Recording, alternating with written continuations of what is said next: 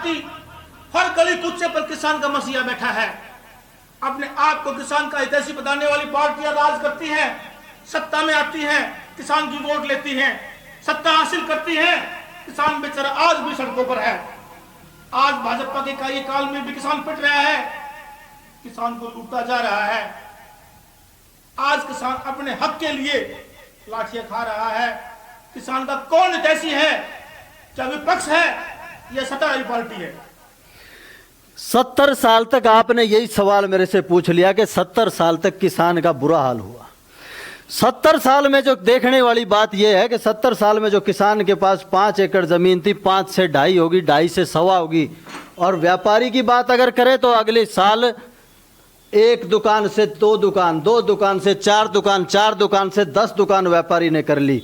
तो ये तरक्की क्या किसान की थी? ये जो किसान के बारे में जो बात करते हैं, किसान हितैषी बनने का काम करते हैं, कम से कम किसान को ये सोचना पड़ेगा कि आज जो नरेंद्र मोदी सरीखा जो एक अति निम्न परिवार से जो आया हुआ प्रधानमंत्री बनने का काम किया है, अगर किसी ने गरीबी देखी है तो नरेंद्र मोदी ने गरीबी देखी है।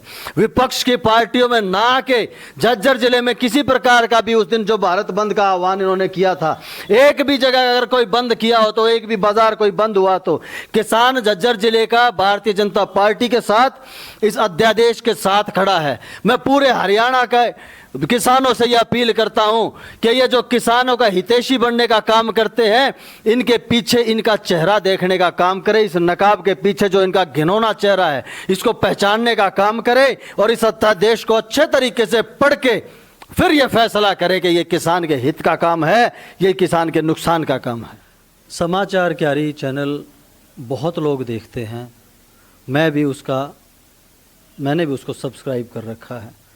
मैं चाहता हूं कि इस प्रकार की पत्रकारिता होती रहनी चाहिए और मैं विपक्ष से और किसानों से, पढ़े लिखे किसान हमारे झज्जर ज़िले में, हरियाणा में बहुत हैं, जो प्रगतिशील किसान हैं झज्जर ज़िले में, हरियाणा में बहुत ज़्यादा है।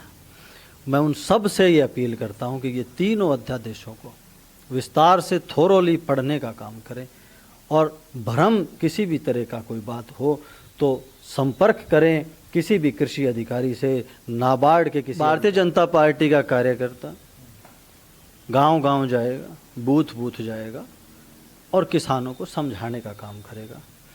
और जहां तक मुझे लगता है, मंडियों में अनाज जब आ जाएगा तो जो किसान है वो इतना समझदार है कि वो अपने आप समझ जाएगा। जब उसका एक एक दाना MSP के हिसाब से लिया जाएगा, मंडियों में लिया जाएगा। भाजपा जिला अध्यक्ष विक्रम जी, आपका स्वागत और सम्मान। बहुत बहुत धन्यवाद। विक्रम जी के बारे में थोड़ा आपको बताऊंगा। विक्रम जी पहले विधायक चुनाव फाइट कर चुके हैं, वर्तमान में झज्जर जिला भाजपा के अध्यक्ष हैं।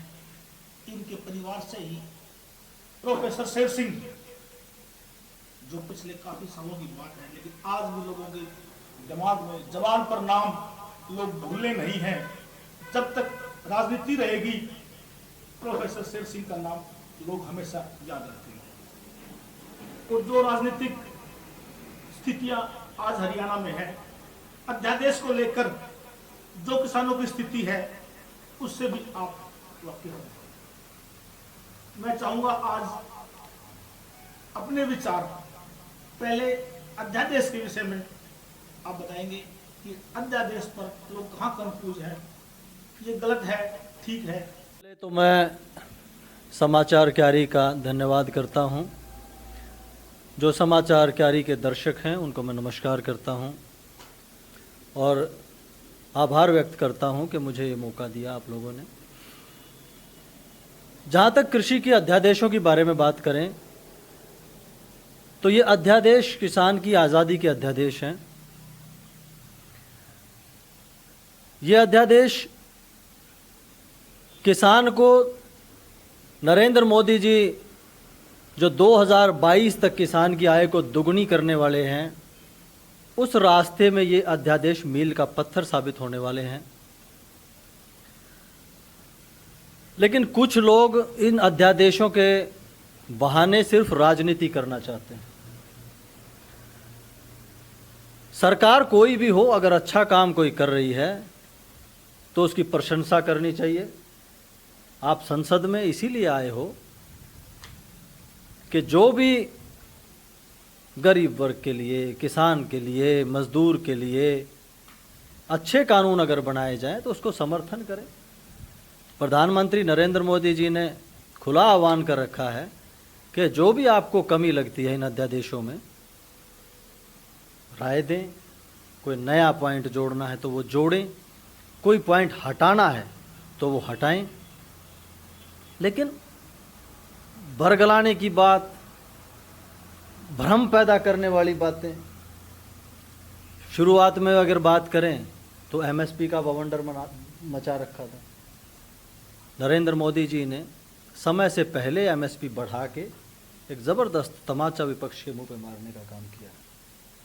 और अभी तो समय है, अनाज मंडियों में आएगा, आड़ती भी वही हैं, मंडी भी वही हैं, परचेज सेंटर भी वही हैं। ये सारा माल एक एक दाना जो है सरकार, केंद्र सरकार और राज्य सरकार एक एक दाने को लेने का काम करेगी। कादन जी, अभी तक की जो स्थिति है, जो कंफ्यूजन है, वो 2 पॉइंट पे है। एक तो एमएसपी को लेकर किसानों में कंफ्यूजन है, ये स्थिति स्पष्ट नहीं हो पा रही है, आप इसके विषय में बताएंगे। देखिए, एमएसपी जो है न्यूनतम सपोर्ट प्राइस, न्यूनतम समर्थन मूल्य जिसको कहते हैं हम, मिनिमम सपोर्ट प्राइस, ये जब किसान का अनाज मंडियों में, खेतों से होके मंडियों में आता है इनिशियली, तब सरकार उसको मंडियों में खरीदती है और ये उसी समय लागू होता है। ये नॉर्मल बाजार के समय एमएसपी लागू नहीं होता। अब ये तो आज तक भी नहीं होता है।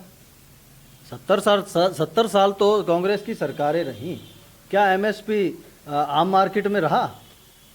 बिल्कुल नहीं रहा। और कहीं ना कहीं अगर मैं अपना, मेरा एक व्यक्तिगत बात भी मैं अगर बताऊं कि एमएसपी हमेशा ही, अगर एमएसपी के हिसाब से चला जाए तो गरीब आदमी अपना आटा नहीं खरीद पाएगा। आमतौर पे जो गेहूं का भाव मंडियों में किसान किसी और भाव पे खरीदता है और मजदूर को किसी और भाव पे मिलता है, तो मजदूर का भी भला है और किसान का भी भला है। ये तो सरकार की पॉलिसी है, एमएसपी पे खरीद कर गरीब को देना, वो एक अलग डिफरेंट मैटर है जी। बट आज जो असली है, किसान को ये कंफ्यूजन है कि उनका एमएसपी खत्म कर दिया गया है, एमएसपी कंपनियां निर्धारण करेंगी, सरकार नहीं करेगी, इस पर क्या कहना है? देखिए, बिल्कुल एमएसपी के ऊपर ही किसान का अनाज खरीदा जाएगा। ये हाथ कंगन को आरसी का और पढ़े लिखे को फारसी का अभी खरीद शुरू भी हो चुकी है। धीरे धीरे सभी जिलों में, सभी मंडियों में खरीद शुरू हो जाएगी और एमएसपी पे ही एक एक दाना किसान का लिया जाएगा। तो इसमें तो कोई कन्फ्यूजन वाली कोई बात ही नहीं। मंडियां खत्म कर दी जाएंगी, ये मंडियां खत्म कैसे की जाएंगी? मंडियां बिल्कुल खत्म नहीं होंगी। ये तो किसान को और आगे तक व्यापारियों से खुला एक तरीके से बाजार देने वाली बात है, एक कंपटीशन लाने वाली बात है। मंडियां किसने कहा कि खत्म होती है? मंडियों से तो सरकार की आमदनी है, मंडियां क्यों खत्म करेंगी सरकार? मोदी जी ने कहा है 2022 तक किसान की आय दोगुनी कर देंगे जी। इस अध्यादेश में ऐसा क्या प्रावधान है कि किसान की आय दोगुनी हो जाएगी? देखिए, मैं आपको एक, अगर आपके पास ये समय है तो मैं आपको एक उदाहरण दे के समझाता हूँ। इन अध्यादेशों में खास तौर पे जो एफपीओज को बढ़ावा देने की बात है, फार्मर प्रोड्यूसर्स ऑर्गेनाइजेशन, 50 किसान मिलके एक फार्मर प्रोड्यूसर ऑर्गेनाइजेशन बना सकते हैं, रजिस्टर कर सकते हैं। क्लस्टर निर्धारित किए हैं। मैं अगर झज्जर जिले की बात करूं तो 21 क्लस्टर हैं झज्जर जिले में, 4-4, 5-5, 6-6 गाँव के एक क्लस्टर बनाए गए, जहां पे सब्जियां या फल या इस किस्म की जो चीज़ें अनाज से अलग वो चीज़ें हैं जिनकी प्रोक्योरमेंट हो सके या जिसको कोल्ड स्टोरेज में रखा जा सके, इस प्रकार के क्लस्टर बनाए गए। हरियाणा एक ऐसा प्रदेश है जिसमें सीसीडीपी, जो एफपीओ है उसको सीसीडीपी, जिसको कहते हैं क्रॉप क्लस्टर डेवलपमेंट प्लान, इसके अंतर्गत कोल्ड स्टोरेज लगा सकता है किसान। अपना स्टोरेज तो होगी, कूलिंग और स्टोरेज तो होगी ही, वॉशिंग, सॉर्टिंग और ग्रेडिंग के यूनिट्स लगा सकता है। और फर्ज करें कि मैं टमाटर की फसल लगाता हूँ और मेरा टमाटर मैं आज मंडी में लेके जाता हूँ, मेरा जो एक ट्रैक्टर में अगर टमाटर लेके जाऊँगा तो मुझे भाव, आपको भी पता है कि क्या भाव मिलेगा। जब किसान का एक ट्रैक्टर या 2 ट्रैक्टर के फसल के अंदर जो मंडी में जाता है तो आड़ती क्या भाव लगाता है। लेकिन अगर हमारे पास ये कोल्ड स्टोरेज होगा और ऐसा कोल्ड स्टोरेज जिसमें एफपीओज को 70 से 90% की सब्सिडी सरकार देने वाली है किसानों को, ये भी किसानों का बना, वो 70 से 90% की सब्सिडी इसलिए दी जाएगी कि वो जो किसान जो अपना टमाटर उसके पास लेके जाएंगे उसकी ग्रेडिंग वो करेगा, उसकी सोर्टिंग वो करेगा, उसकी पैकेजिंग वो करेगा। और टमाटर का अगर उदाहरण है तो 25 दिन तक टमाटर को उस 2 डिग्री सेंटीग्रेड टेम्परेचर पे रखा जा सकता है, 25 दिन तक वो होल्ड भी कर सकता है। इस 25 दिन में जो भाव बढ़ेगा किसान की फसल का, फ़र्ज़ करें कि 5 रुपये किलो आज मंडी में भाव है और 1 रुपये किलो एफपीओ को वो देना भी पड़ जाए 25 दिन के बाद, और वो भाव 25 दिन के अंदर 5 रुपये से 9 रुपये हो जाता है, तो 6 रुपये उसकी लागत आती है, 3 रुपये उसका प्रॉफिट हो जाता है। तो ये क्या किसान की आज़ादी का, किसान को हक नहीं है क्या अपनी फसल को सिर्फ मंडी में लेके जाएगा क्या? और जो आड़ती लोग जो जिसका विरोध कर रहे हैं उनको तो चिंता करने की बिल्कुल ज़रूरत नहीं। जो अनाज है उसके लिए ये कोई वो नहीं है, जो आमतौर पे जो मोटा अनाज है जिसकी जो उसको सरकार खरीदती है वो इसी प्रकार से आड़तियों के पास आता रहेगा और ये मंडियाँ यूँ ही चलती रहेंगी। आड़तियों के पास अनाज आता रहेगा। जी, अभी विपक्ष वाले आरोप लगाते हैं कि भाजपा ने विदेशी कंपनियों, बड़े उद्योगों के साथ मिलकर अध्यादेश के माध्यम से किसान को लूटने का प्रयास किया है। देखिए बड़ी कंपनियां, मुझे नहीं समझ में आता कि वो बड़ी कंपनियां किनकी। एफपीओ बोला 50 किसान। एफपीओ का मतलब है फार्मर प्रोड्यूसर्स ऑर्गेनाइजेशन। वो उस क्लस्टर के, फर्ज कीजिए बादली के आसपास के 5 गांव हैं, उन 5 गांवों के 50 किसान। मुझे बताइए कि इस 5 गांवों में कौन सा अंबानी है, कौन सा अडानी है, कौन सा रिलायंस का आदमी यहाँ रहता है? तो अपने जो किसान है वो मिलके क्या उनको व्यापार का हक नहीं है क्या? ये आज़ादी है किसान की। अब एक बात और थी जी, फार्मिंग, एफपीओ, इस तरह की स्कीमें बिहार और महाराष्ट्र में भी शुरू की गई थी। उसका किसान आज काफी पीछे है, 3580 रुपये उसकी इनकम है। हरियाणा और पंजाब के किसान की 18,000 के आसपास है। तो क्या बिहार और महाराष्ट्र किसान की जो हालत है वो हरियाणा पंजाब में होने की संभावना है? बिल्कुल नहीं। अगर ये बात करें ना अध्यादेशों की, तो अगर आप डिटेल में स्टडी करेंगे तो इस प्रकार का जो एक्सपेरिमेंट है वो इजराइल ने किया। और इजराइल किस कदर अपने देश से आगे है, इजराइल का किसान किस कदर इस देश के किसान से आगे है, ये आप देख सकते हैं। तो ये आज़ादी जो है, फरवरी से लेकर आज तक हमारा देश कोरोना महामारी से लड़ रहा है। लोग, आर्थिक मंदी है, जीडीपी गिर चुकी है। सिर्फ कृषि क्षेत्र में ही कुछ थोड़ी बहुत राहत है। 30 लाख करोड़ का कृषि का बाजार है। लोग कहते हैं, विपक्षी आरोप लगाते हैं कि भाजपा सरकार का 30 लाख करोड़ के बाजार पर नजर है और इसको उद्योगपतियों के हाथ देकर किसान को बर्बाद करने की राजनीति हो रही है। देखिए मैंने आपको जो बताया, एफपीओ का भी उदाहरण मैंने आपको दिया, वो भी किसानों के लिए है, इसमें कोई बाज़ार वाली बात नहीं। मैंने जो आपको ये बताया कि जो प्रगतिशील किसान है वो किस प्रकार से इसमें फ़ायदा उठा सकते हैं। मैंने आपको ये बताया कि जो वेयर हाउसेज लगेंगे, एक कानून जो हमारी सरकार ने अब ये 75% जो लोकल एम्प्लॉयमेंट की जो बात जो की है, जब इस किस्म के जो यूनिट्स लगेंगी तो उसमें 75% जो है वो लोकल एम्प्लॉयमेंट जाएगा। तो वो भी एक रोज़गार बढ़ाने वाली भी बात है।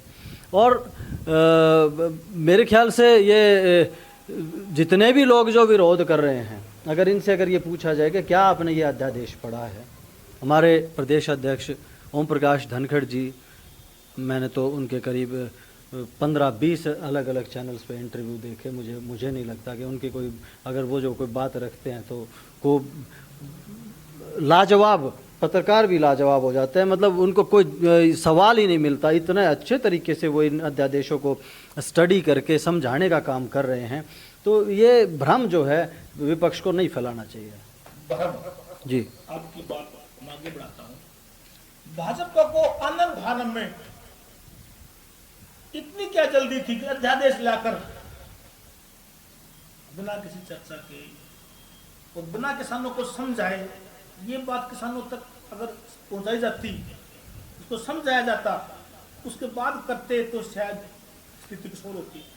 देखिए, ये अगर कोई बात है, हमने तो किसान ने, भारतीय जनता पार्टी ने तो यही सोचा था कि किसान के हक की बात है।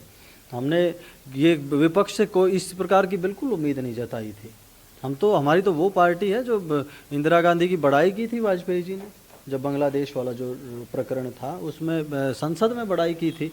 नरसिम्हा राव जी ने जब इनको भेजा था तो वो वहाँ देश का वाजपेयी जी प्रतिनिधित्व करके आए थे।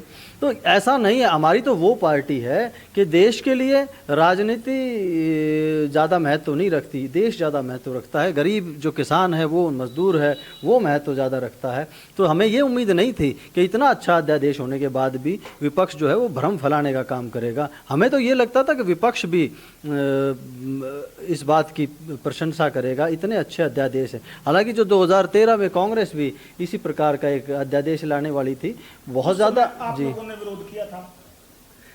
देखिए, उस समय की बात ये थी कि जो विरोध नहीं किया था, उस समय जो था उसके अंदर कुछ अमेंडमेंट्स लाने वाली बात थी। उस समय उन्होंने ये बात नहीं मानी थी अमेंडमेंट्स की, लेकिन यहाँ तो हर किसान से पूछा जा रहा है, हर उससे पूछा जा रहा है। जितने भी पुराने जो खराब जो कानून हैं उनको सुधारा जा रहा है, संशोधन किए जा रहे हैं। तो हमारे खुले मन से जो सारे के सारे हैं, देखिए कृषि अदालतों का था, मैं इस चीज़ का गवाह हूँ कि धर्मवीर जी और अपना ब्रजेंद्र जी और अपना नायब सैनी जी, तीनों एमपी जो थे, जिनकी कमेटी ओम प्रकाश धनखड़ जी ने बनाई थी, वो रोहतक आए थे सर्किट हाउस में। वहाँ पे करीब 50 किसान इस किस्म के थे जिन्होंने एक आवाज़ उठाई थी, इकट्ठे होकर वो आए थे और उन्होंने एक बड़ा अच्छा सुझाव दिया था कि कृषि अदालतें बननी चाहिए और कृषि अदालतों में भी स्टेज वाइज होनी चाहिए। इसका फैसला ये नहीं तो कहीं अपील उसके ऊपर भी की जाए, तो वो अध्यादेश के अंदर जोड़ लिया गया। तो हर किस्म की जो चीज़ें हैं, जो सुझाव इस अध्यादेश के पक्ष में आए, जो अध्यादेश को ठीक करने के लिए आए, जो अध्यादेश में कोई नई चीज़ जोड़ने के लिए आए, तो वो जोड़ी गई हैं और आगे भी इस चीज़ के लिए बिल्कुल रास्ते खुले हैं। देखिए, जीएसटी में भी बहुत सारी ऐसी चीज़ें थी जिसमें बार बार अमेंडमेंट करते रहे। अध्यादेश में रही कमियों को अमेंडमेंट किया जाएगा, हर किसान के भले का सुझाव माना जाएगा, कोई सुझाव है उसमें चेंज किया जा सकता है। कदम जी, भारतीय किसान यूनियन के भी आए हैं, किसान हर राजनीतिक दल के भी लोग आए हैं, आप अपने विचार रखे हैं। हमने पब्लिक में जाकर किसानों से भी बात की है। आज जो तो मुख्य मांगे हैं जिस पर किसान कंफ्यूज है, वो चाहते हैं कि एमएसपी का कोई ऐसा प्रावधान किया जाए जैसे अध्यादेश लाकर कानून किया गया। एमएसपी की गारंटी किसान मांगता है, मंडियां खत्म ना होने की किसान गारंटी मांगता है। दो ही बात की गारंटी किसान आज मांगता है। अगर एमएसपी की गारंटी सरकार दे तो किसान को विश्वास में लिया जा सकता है। मंडी समाप्त ना होने की गारंटी से भी किसान को राहत मिल सकती है। देखिए, मेरे ख्याल से अगर कोई संवैधानिक पद, एक मिनट, जब 20 तारीख को आंदोलन हुआ उससे पहले एमएसपी पर बहुत भ्रमित स्थिति थी। माननीय प्रधानमंत्री जी ने ट्वीट भी किया, बताया भी। अब इतनी हालात खराब होने के बाद किसान अविश्वास में है, भ्रमित है। एमएसपी पर ठोस जवाब लिखित मांगते हैं। देखिए, प्रधानमंत्री जी मेरे ख्याल से इस लोकतंत्र में चुने हुए हैं और सबसे बड़ा जो एक तरीके से प्रधानमंत्री का जो ऑफिस होता, पीएमओ के ऑफिशियल ट्वीट से, आपने ही खुद इस बात को कोट किया, ऑफिशियल ट्विटर हैंडल से ये ट्वीट किया गया कि एमएसपी को बिल्कुल समाप्त नहीं, एमएसपी इसी तरीके से रहा है, रहेगा। भ्रम या इस तरीके की चीज़ें या कोई थोड़ा बहुत भी कन्फ्यूज़न इस तरीके का होता तो एमएसपी को क्यों बढ़ाया जाता। अब अध्यादेश के बारे में जानकारी और एमएसपी या मंडियों के संबंधित जो भ्रम पैदा किसानों में है उसको समझाने के लिए या इसको दूर करने के लिए भाजपा की क्या रणनीति है? देखिए, भारतीय जनता पार्टी का कार्यकर्ता गांव-गांव जाएगा, बूथ जाएगा और किसानों को समझाने का काम करेगा। और जहाँ तक मुझे लगता है, मंडियों में अनाज जब आ जाएगा तो जो किसान है वो इतना समझदार है कि वो अपने आप समझ जाएगा जब उसका एक एक दाना एमएसपी के हिसाब से लिया जाएगा, मंडियों में लिया जाएगा। तो मुझे नहीं लगता कि किसान को। और रही बात एक भ्रम मैं आपको और मैं बताऊंगा कॉन्ट्रैक्ट फार्मिंग का, भ्रम पैदा कर रखा है। कॉन्ट्रैक्ट फार्मिंग आज से नहीं हो रही है। मैं अपनी ज़मीन को, मैं कहीं नौकरी करता हूँ, कहीं बाहर रहता हूँ, अपना बात किसी को देता हूँ, एक तरह से वो भी कॉन्ट्रैक्ट फार्मिंग ही है, वो कागज़ पे नहीं है। अगर खेड़ी खुमार का अमरूद कॉन्ट्रैक्ट फार्मिंग है, वो अपना ठेकेदार को दे देते हैं। आप यूपी में चले जाएं तो आम जो है वो भी कॉन्ट्रैक्ट फार्मिंग है। हिमाचल में चले जाएं तो सेब भी कॉन्ट्रैक्ट फार्मिंग है, लीची भी कॉन्ट्रैक्ट फार्मिंग है। गुजरात में अगर मूंगफली की बात करें तो वो भी कॉन्ट्रैक्ट फार्मिंग है। अगर साउथ में चले जाए तो नारियल भी कॉन्ट्रैक्ट फार्मिंग है। नासिक में अंगूर और केले और संतरा जो है वो नागपुर में कॉन्ट्रैक्ट फार्मिंग से होता है। कॉन्ट्रैक्ट फार्मिंग का एक फ़ायदा भी है, लेकिन ये कॉन्ट्रैक्ट फार्मिंग जो है वो सिर्फ कागज़ों में है। वो बिजनेसमैन अपने हिसाब से कॉन्ट्रैक्ट अपने किसान से, भोले किसान से अपने साइन कराता था। इसको अध्यादेश में लाया गया, इसको कानूनन बना दिया गया। इस कॉन्ट्रैक्ट फार्मिंग के पीरियड को कम कर दिया गया, कम से कम 1 फसल और ज़्यादा से ज़्यादा 5 साल। इसको कर दिया गया 5 साल तक। अगर कोई इंफ्रास्ट्रक्चर भी अगर कोई बिजनेसमैन अब किसान की ज़मीन पे खड़ा करता है और अगली फसल आने से पहले, जैसे मान लो उस पर वेयर हाउस भी बना ले या कोई पॉली हाउस बना ले, कोई नेट हाउस बना ले, और वो अगली फसल के आने से पहले कॉन्ट्रैक्ट ख़त्म होने के बाद अगर वो नहीं हटाता है तो वो सारा का सारा इंफ्रास्ट्रक्चर किसान का हो जाएगा। ये कॉन्ट्रैक्ट फार्मिंग के कानून इस किस्म के बनाए गए कि ये वो किसान हितैषी हैं। एक भ्रम और मैं बताना चाहता हूँ कि जो कालाबाजारी हो जाएगी,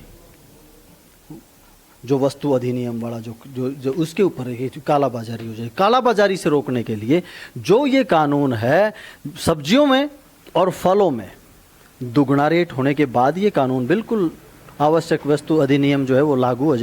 समाचार के माध्यम से इस अध्यादेश पर अपने 2 शब्द किसानों को भ्रमित होने से बचाने के लिए या अध्यादेश के विषय में बताएंगे संक्षिप्त में। समाचार क्यारी चैनल बहुत लोग देखते हैं, मैंने भी उसको सब्सक्राइब कर रखा है। मैं चाहता हूँ कि इस प्रकार की पत्रकारिता होती रहनी चाहिए, और मैं विपक्ष से और किसानों से, पढ़े लिखे किसान हमारे झज्जर ज़िले में, हरियाणा में बहुत हैं, जो प्रगतिशील किसान हैं झज्जर ज़िले में, हरियाणा में बहुत ज़्यादा हैं। मैं उन सब से ये अपील करता हूँ कि ये तीनों अध्यादेशों को विस्तार से थोरोली पढ़ने का काम करें, और भ्रम किसी भी तरह का कोई बात हो तो संपर्क करें किसी भी कृषि अधिकारी से, नाबार्ड के किसी अधिकारी से संपर्क करें, वो भ्रम उनका वो लोग दूर करेंगे। ये मैं आज आपके समाचार क्यारी के एक चैनल के, एक जिम्मेदार चैनल के माध्यम से आपको बताता हूँ कि ये जो किसानों के जो अध्यादेश आए हैं, ये मील का पत्थर साबित होंगे 2022 में किसान की आय दोगुनी करने के रास्ते में। अच्छी तरह से परिभाषित किया है, अपने प्रयास किया है अपना पक्ष रखने का। लेकिन कल ही जो हरियाणा विधानसभा में विपक्ष के नेता हैं भूपेंद्र सिंह हुड्डा और शैलजा जी, इन सब ने एक मार्च निकाला है, राज्यपाल को एक ज्ञापन दिया है। उनमें जो मुख्य एक बात जो निकल के आ रही है वो ये है कि तीनों अध्यादेशों के साथ साथ केंद्र सरकार एक अध्यादेश और लेकर के आए और उसमें ये सुनिश्चित किया जाए कि एमएसपी से कम की खरीद नहीं होगी, और यदि होती है तो उसको दंडनीय अपराध की श्रेणी में रखा जाए। इस विषय में आपका क्या पक्ष रहेगा? देखिए, मार्केट को स्टडी करके, क्योंकि आज से पहले एमएसपी जो है वो सिर्फ मंडियों तक ही है, बाजार तक नहीं। बाजार के किसी भी व्यापारी में एमएसपी के हिसाब से जो है वो खरीद नहीं हुई है। लेकिन अगर ये उनका सुझाव है तो मैंने पहले भी बताया राजेश जी को, मैं प्रधानमंत्री जी, भारतीय जनता पार्टी, भारत सरकार इन अध्यादेशों के लिए, किसान मजदूर कमेरे वर्ग की भलाई के लिए, भले कोई भी उसमें चाहे भूपेंद्र सिंह हुड्डा हो, शैलजा जी हों, या किसी भी पार्टी से हों, अभय चौटाला जी हों, जो भी जिस पार्टी से भी अच्छा अगर सुझाव आएगा तो उसको किसान के भले के लिए उसको अपनाने का काम किया जाएगा। भारतीय जनता पार्टी किसानों के भले में राजनीति करने का काम नहीं करती, सिर्फ प्रजा का, किसान का, कमेरे वर्ग का ध्यान करने का काम करती है।